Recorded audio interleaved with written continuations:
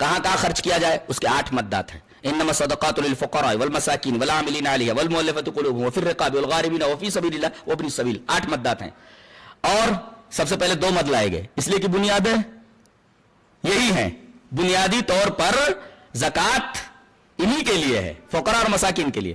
فقیر کسے بولتے ہیں؟ جس کے پاس کمائی کے ذرائع نہ ہو, اس کے پاس کچھ بھی نہ ہو, وہ فقیر ہے. مسکین کسے بولتے ہیں؟ کمائی کا وسیلہ تو ہو, ذریعہ تو ہو, لیکن پورا نہ پڑتا ہو. آدمی کما رہا ہے لیکن صبح کا کھانا ملا تو شام کا نہیں, شام کا ملا تو صبح کو نہیں, ایسا آدمی مسکین ہے. اگر اس کے پاس کوئی روزی کا ذریعہ بھی ہے تو اسے مالدار نہ سمجھا جائے, یہ مسکین ہے. فقیر جس کے پاس کچھ نہ ہو, وسیلہ بھی نہ ہو کمائی کا, اور مسکین کہتے ہیں وسیلہ تو ہو مگر پورا نہ پڑتا ہو, بمشکل تحال روٹی چلتی ہو. تو بنیادی طور پر ہماری زکوٰۃ کے مستحق یہ 2 ہیں, فقراء. فقیر عام ہے لہذا عام کا تذکرہ پہلے کیا گیا, مسکین اس سے خاص ہے لہذا عام کے بعد خاص کا تذکرہ. یہ بہت بڑا نکتہ ہے. اچھا, بنیادی طور پر یہ 2 مستحق زکوٰۃ کے. والعاملین علیہ تیسرے نمبر پہ, اس لیے کہ وصولنے والے یہی ہے نا, جو وصول کر کے زکوٰۃ لائیں گے وہ ان کو دیں گے, تو زکوٰۃ وصول کرنے والوں کو بھی تنخواہ دی جائے بیت المال میں سے. والمؤلفۃ قلوبہم. اب یہ جو چوتھا مد ہے, جو ابھی نئے نئے مسلمان ہوئے یا جو اسلام سے قریب ہو رہے ہیں, ان کو اگر مال دیں گے تو یہ کام ایمان کے لیے ہو رہا ہے, اور ایمان مقدم ہے عمل کے اوپر. لہذا مؤلفۃ قلوبہم فطری طور پر ترتیب یہی ہونی چاہیے کہ اب مؤلفۃ قلوب ہونا چاہیے, اس لیے کہ اب ایمان کے لیے خرچ کرنا ہے, کہ تاکہ یہ ایمان کے دائرے میں آ جائے, اور ایمان کے دائرے میں آ گیا ہے تو ایمان کے اوپر جمع رہے.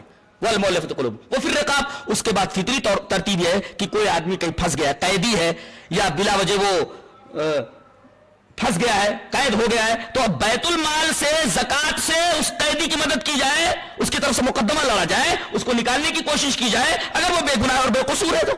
وفی الرقاب. والغارمین. ایک آدمی مقروض ہے, بیت المال سے اس کا قرض دیا جائے. وفی سبیل اللہ.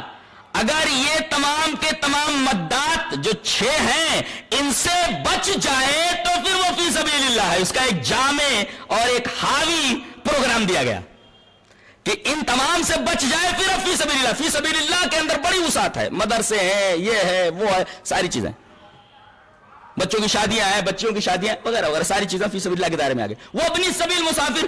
ایسا کبھی کبھی ہوتا ہے, ایک مسافر آیا, کہا میری پاکٹ کسی چور نے مار دی ہے اسٹیشن کے اوپر, مجھے کرایہ چاہیے. تو کبھی کبھی ایسا ہوتا ہے, لہذا بیت المال سے ایسے مسافر کا بھی معاملہ حل کر دیا جائے.